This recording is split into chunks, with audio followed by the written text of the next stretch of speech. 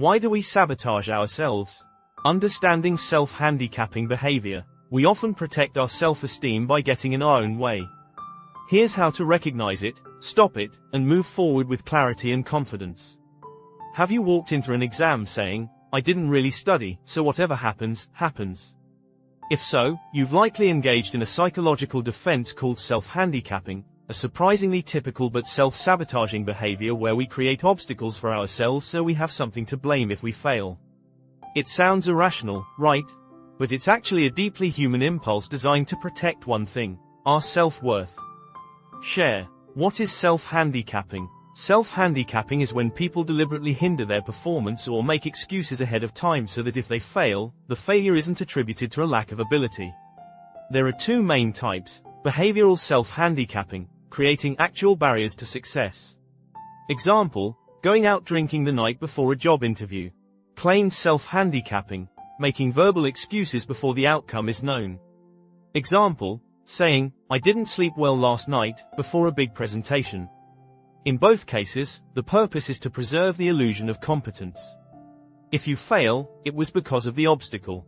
If you succeed despite the handicap, you look even more impressive. Why do we do it? At its core, self-handicapping is a coping mechanism. Here's what drives it: fear of failure. We're afraid our effort will expose our limitations. Protecting self-image. By creating an external reason for failure, we insulate our ego. Impression management. We want others to think we're competent, so we build in excuses. Perfectionism. If you believe anything less than perfect is unacceptable, you might as well not try at all.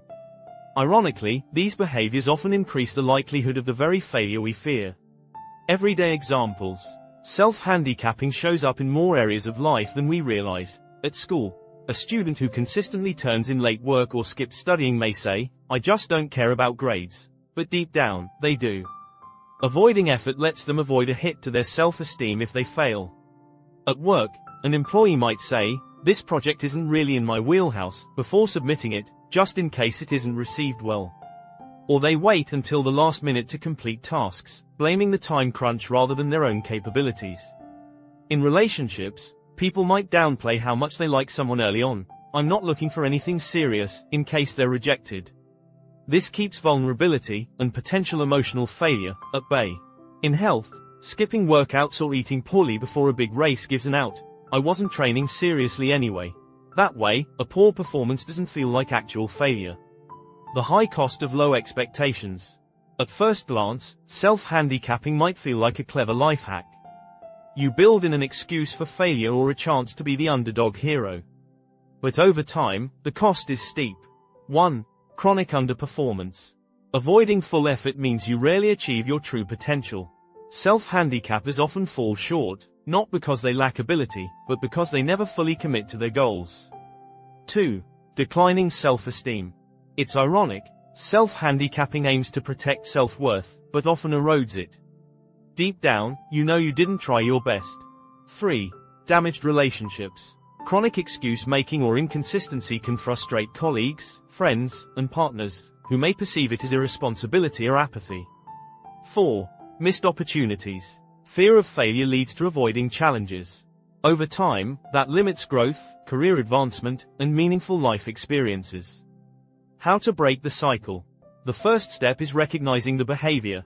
The second is choosing a different path, even when it's uncomfortable. Here's how. Build self-awareness. Start tracking your patterns. When do you tend to under-prepare? What kinds of tasks trigger last-minute excuses? Journaling or talking with a coach or therapist can help spot the patterns. Reframe failure. Instead of seeing failure as a reflection of who you are, view it as feedback. Failing after giving your best effort is better than succeeding by chance. Value effort, not outcome. Shift your mindset to celebrate the effort, regardless of the results. The goal is growth, not perfection. Start small. If fear is paralyzing you, set small, low-risk goals to prove to yourself that effort isn't dangerous.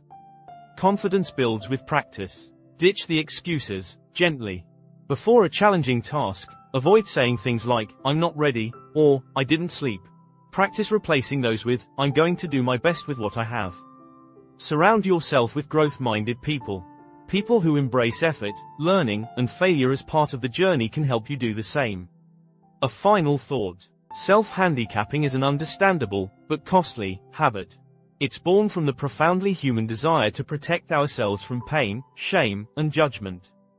However, growth, confidence, and genuine self-esteem don't come from playing it safe or making excuses. They come from facing challenges head-on, giving their best effort, and learning from the outcomes that follow. You don't need to be perfect. You need to show up fully and stop getting in your way.